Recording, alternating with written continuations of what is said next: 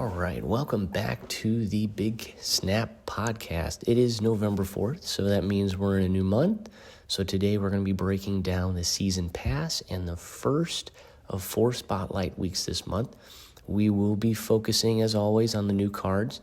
So we'll start with Surtur, which I believe is the evil creature from the Thor Ragnarok movie. And that's by far one of my favorite Marvel movies. So I like this card a little bit already just for that reason.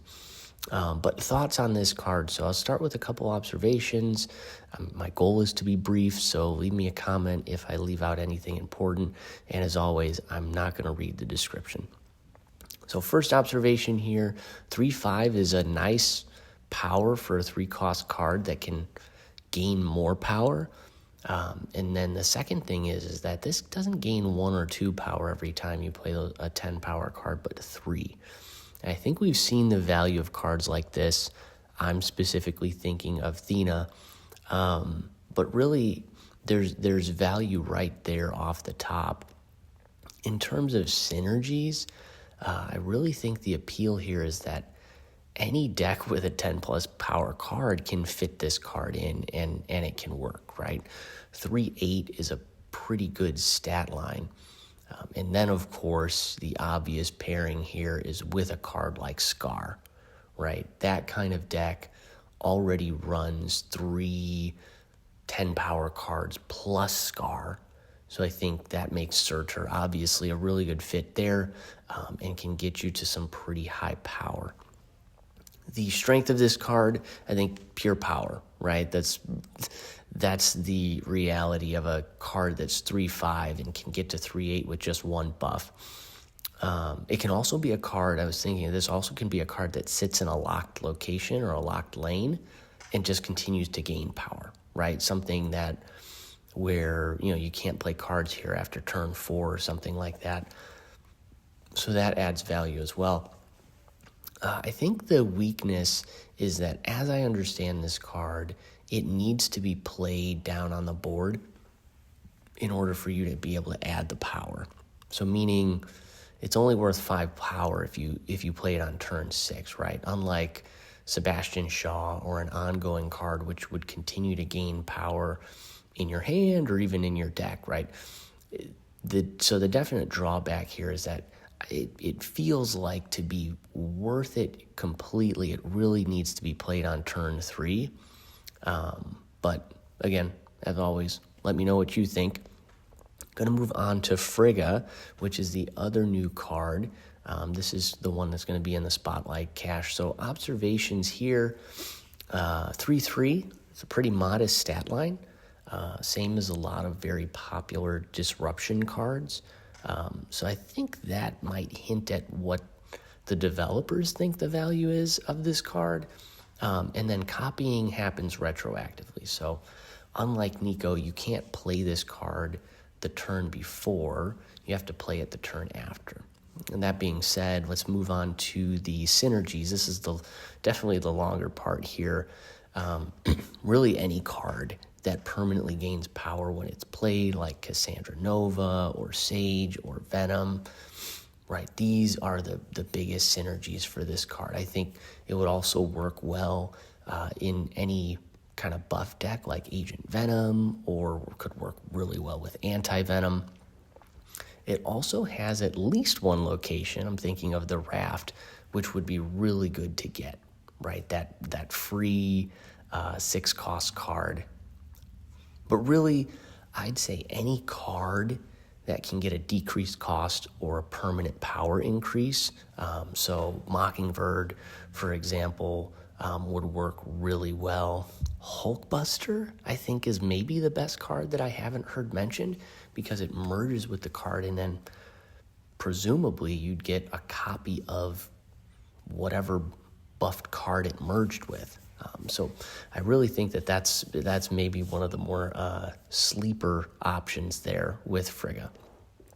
Strengths and weaknesses. So strengths, it really does seem like it could be a lot of fun to play. I don't know if Surtur will have that same funness and creativity, but yeah, I mean, it's just an ability that you don't see happen a lot outside of Nico or cloning Vats.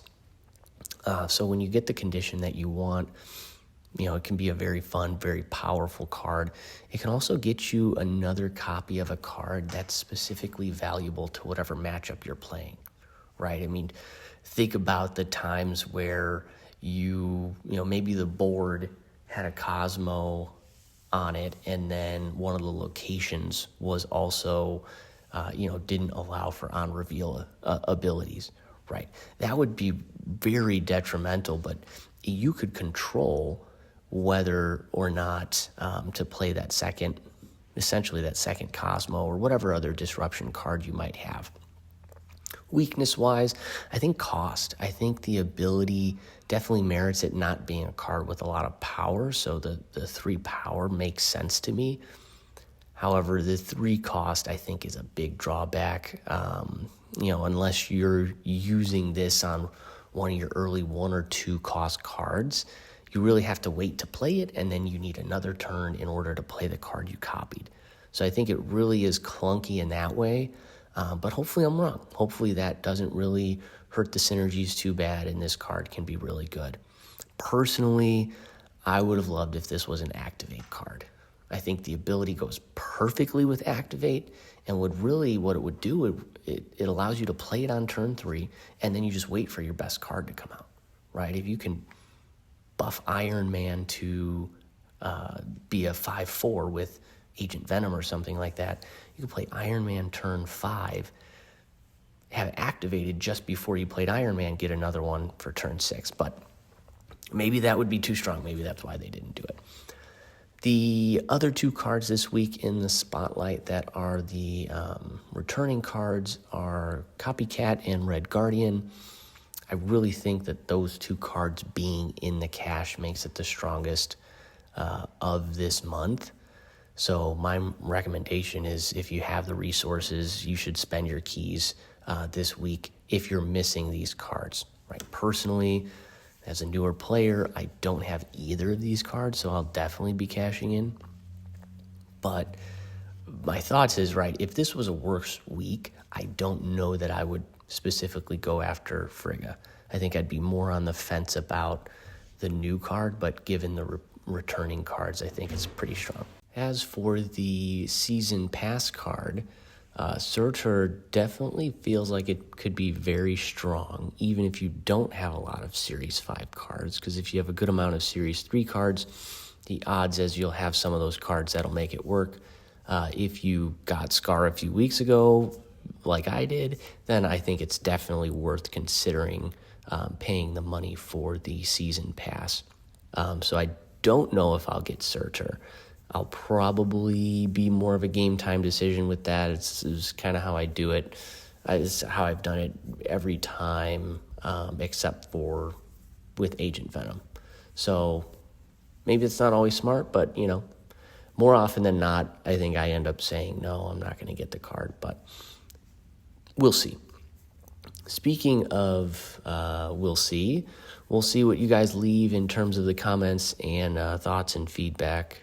Definitely my goal here, again, is to help the lower collection level players with my unqualified advice, right? Unqualified because I am a lower collection level player. But hopefully the more I play, the more qualified I'll become. But for now, just want to thank everyone for listening to the Big Snap podcast, and we'll see you next time.